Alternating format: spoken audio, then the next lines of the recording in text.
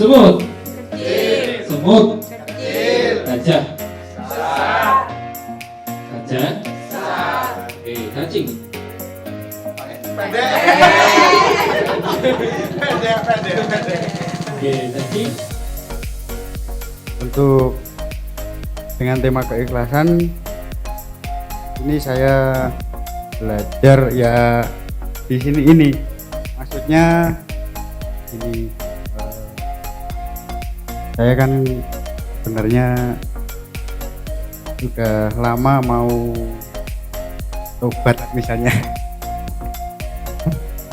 terus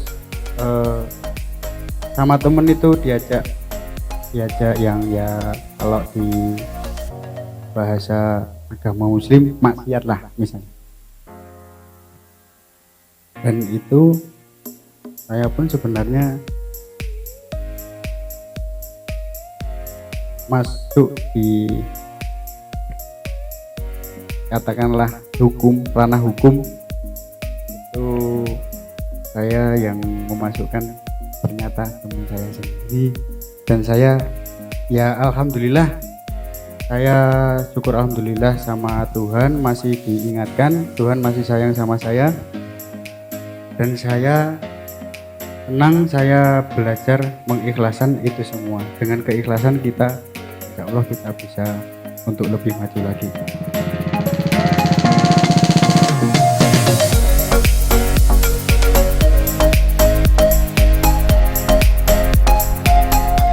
Ikhlas itu memang tidak bisa diungkapkan dengan secara lisan.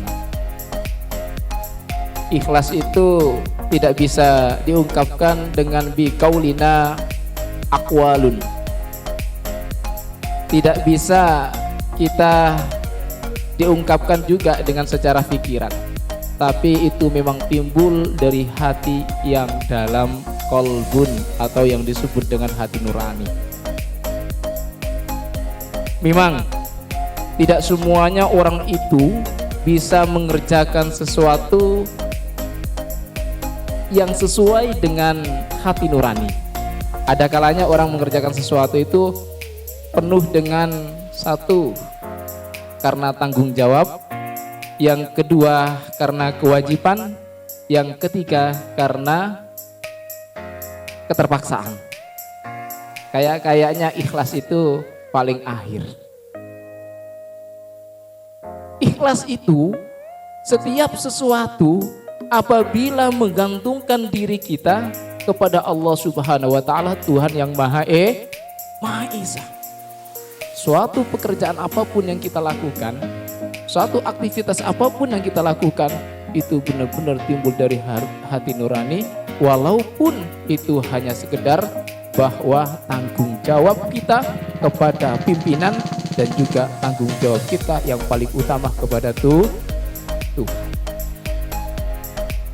Apalagi terkait dengan kehidupan diri. Nah, ini kehidupan.